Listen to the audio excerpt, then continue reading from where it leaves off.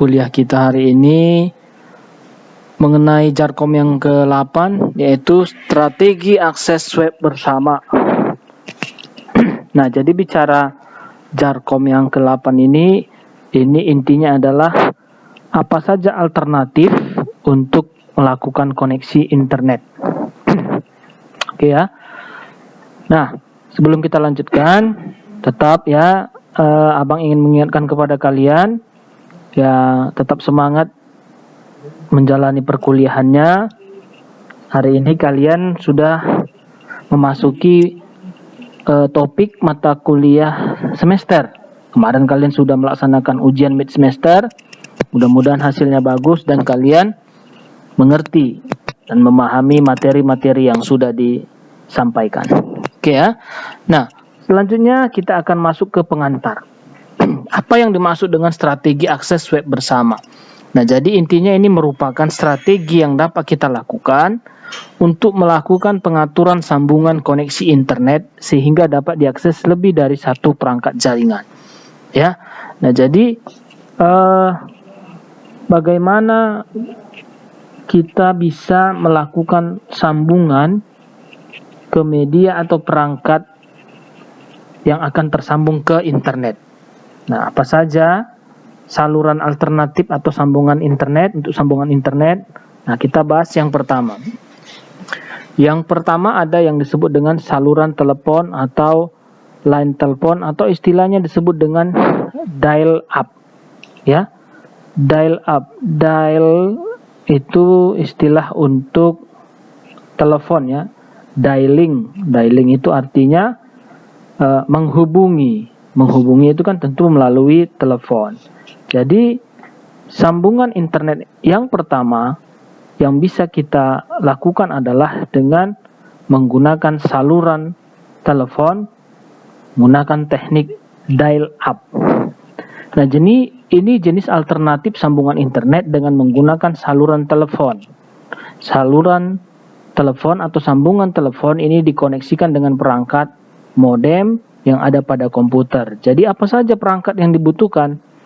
Tentu komputernya harus ada modemnya. Ya, lalu ada komputernya.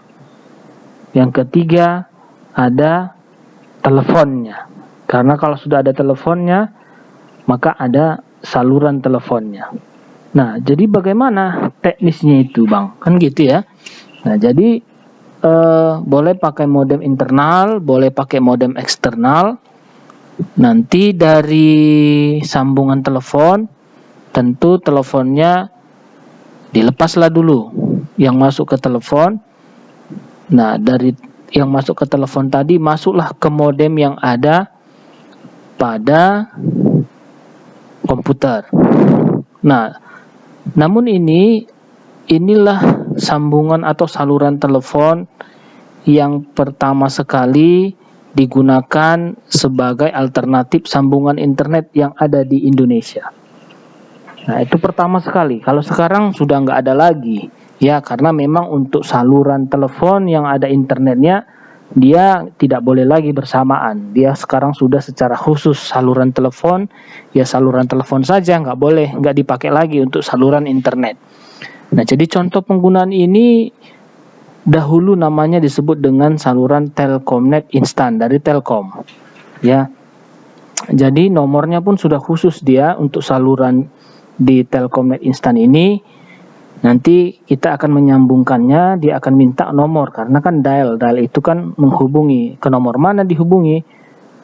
Nomor yang dihubungi itu ke nomor 0809894 kali. Itulah Telkomnet instan. Namun sekarang nggak ada lagi Telkomnet instan. Jadi dari Telkom itu untuk internet ya sudah banyak ya. Kemarin sudah pernah ada Speedy. Sekarang yang terbaru sudah ada IndiHome. Nah, jadi mereka khusus memang menyediakan jalur internet tanpa harus melalui saluran telepon. Kan gitu dia. Nah, jadi inilah alternatif sambungan internet yang pertama dengan teknik dial up atau menggunakan saluran telepon. Oke ya. Nah, yang kedua, Yang kedua ada yang disebut dengan ISDN. Nah, ISDN ini Integrated Digital Service Network. Nah, apa yang dimaksud dengan Integrated Digital Service Network atau ISDN? Ini jenis alternatif sambungan internet menggunakan sistem telekomunikasi di mana layanan antara data, suara, dan gambar diintegrasikan ke dalam suatu jaringan yang menyediakan konektivitas digital. Nah, jadi ISDN ini dia sudah menyediakan keseluruhannya ya.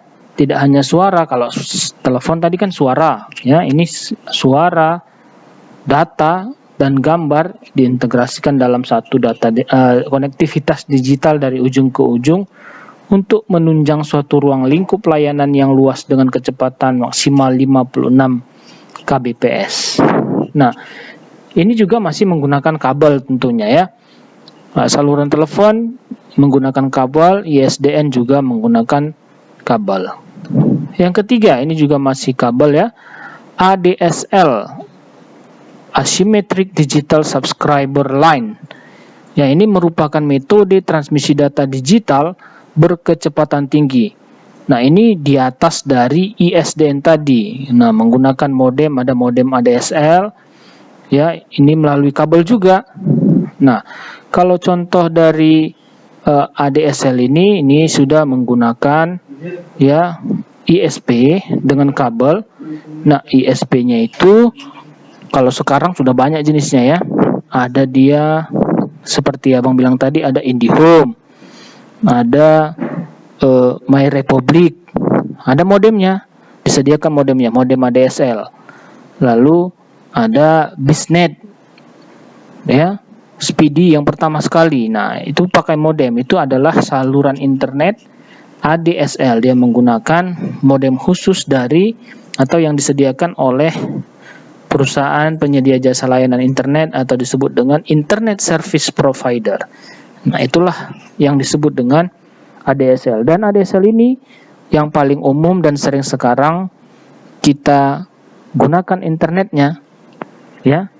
Tentu di kantor ya, di kantor, di rumah-rumah. Kalau dia pribadi, internetnya biasanya melalui apa ya? HP, smartphone. Ya. Nah, itu juga termasuk saluran alternatif, nanti kita akan bahas ya. Nah, itu yang ketiga, ADSL, Asymmetric Digital Subscriber Line. Jadi ada modemnya.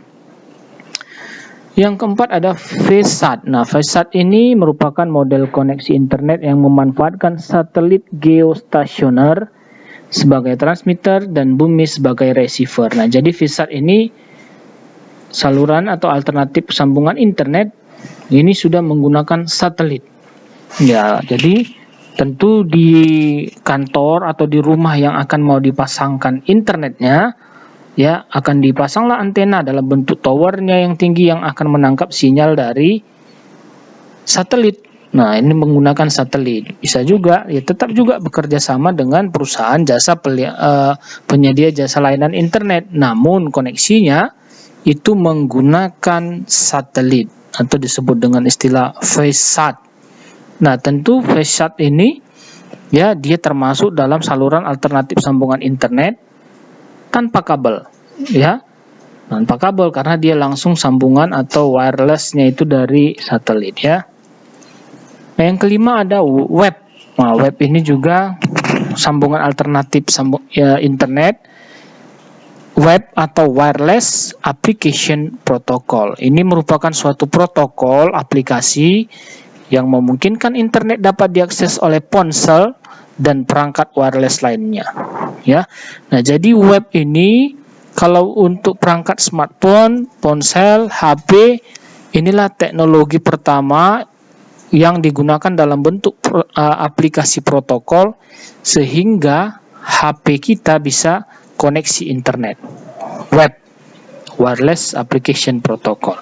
Nah, berkembang ke yang berikutnya, yang keenam adalah GPRS. Nah, masuk ke GPRS setelah web tadi, maka dimulailah era baru untuk koneksi internet melalui handphone atau tanpa kabel. Ini termasuk juga wireless tanpa kabel dengan istilah GPRS. GPRS itu General Packet radio services.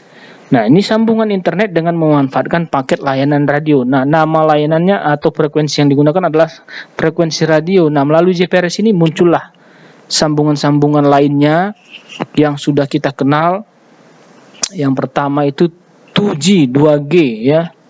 2G, lalu muncul 3G, lalu muncul lagi 4G, muncul lagi 5G. Ya, tentu semakin tinggi kecepatannya ya kan, karena frekuensinya semakin ditingkatkan dia pelayanannya, layanan paket radio servicesnya.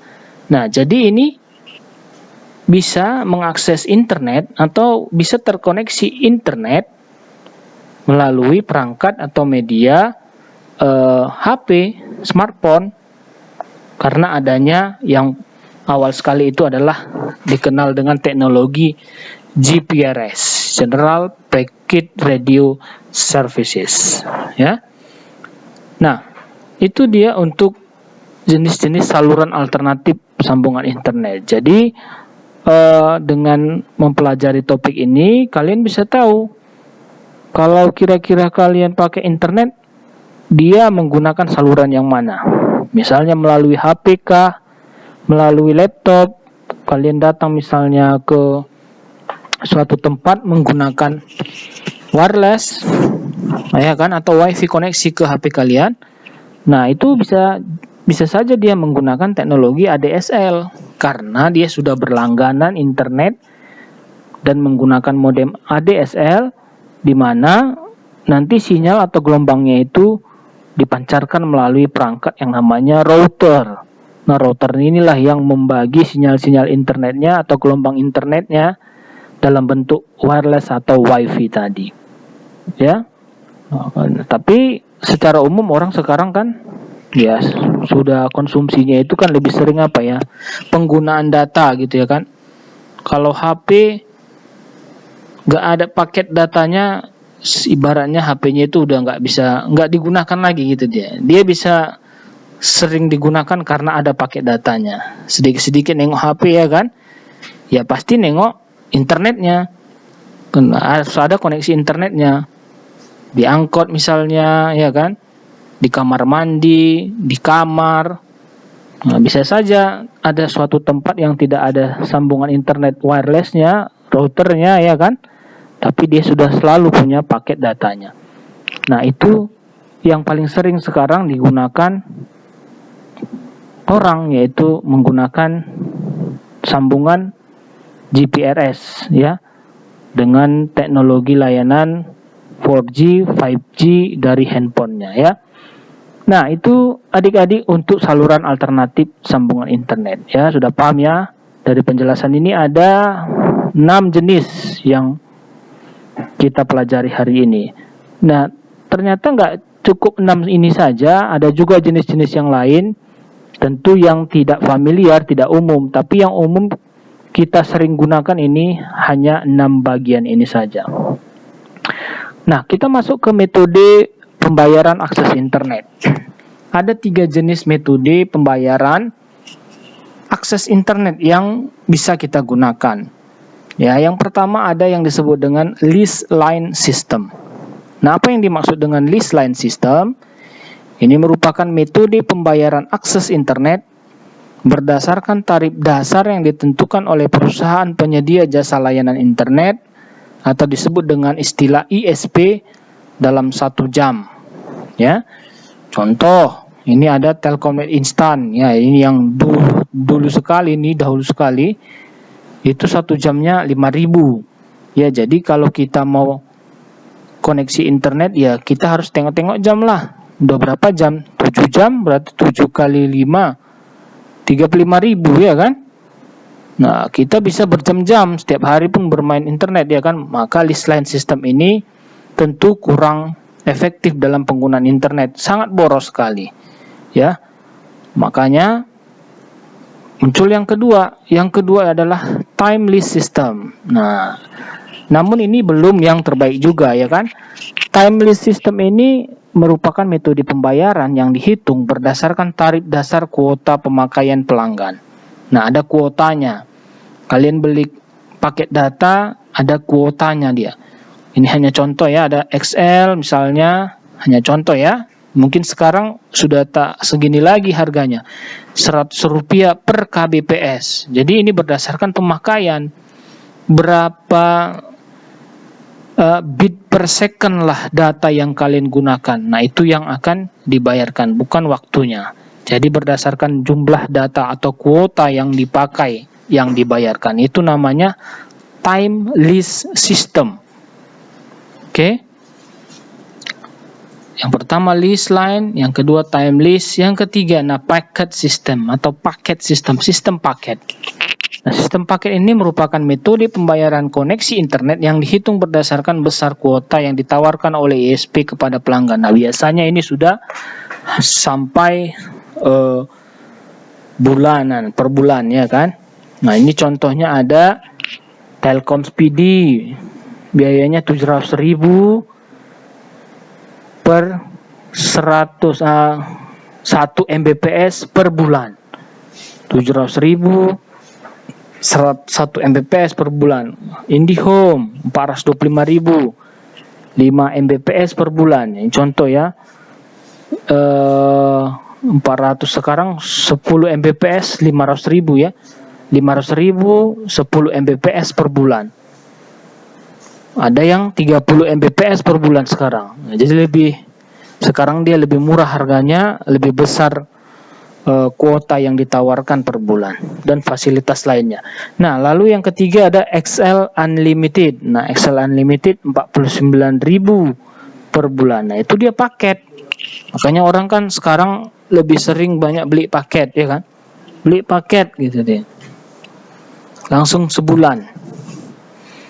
Ya. Sebulan harus dihabiskan lah ya kan. Kalau nggak dihabiskan ya rugi, sisanya itu ya hangus lah ya. Jadi ini dia untuk metode pembayaran akses internet. Jadi sudah kalian ketahui bagaimana metode pembayarannya, sudah kalian ketahui bagaimana cara sambungan internet yang biasa kita gunakan. Itu ada 6 cara alternatif sambungan internet. Oke. Nah, inilah dia adik-adik untuk Jarkom yang ke-8, bagaimana jenis-jenis sambungan internet dan metode pembayaran akses internet. Nah, dengan belajar ini tentu kalian jadi ya mengetahuilah, tidak hanya sekedar menggunakannya saja ya kan. Wah, bisa koneksi internet. Ya, dari mana? Lewat apa dia internet itu ya kan? Ya lewat HP. Lewat HP maksudnya menggunakan teknologi sambungan bagaimana dia sehingga bisa koneksi internet. Nah, itulah dia yang bisa kalian pahami ya. Nah, abang rasa itu saja penjelasannya untuk Jarkom yang ke-8 ini ya adik-adik. Bisa juga kalian tambah lagi, akses lagi internet ya, buka Google. Nah, bisa kalian bandingkan tentang topik Jarkom 8 yang abang jelaskan ini, pasti sama persis ya, tentang jenis-jenis salurannya dan bagaimana teknologinya. Mau lebih dalam lagi bisa satu-satu langsung dilihat cara kerjanya untuk line telepon ya, ISDN, ADSL, VSAT, web, GPRS dan lain sebagainya. Itu saja dulu pertemuan kita hari ini adik-adik. Mudah-mudahan kalian bisa memahaminya, mengerti. Tetap semangat belajarnya dan selamat pagi semuanya.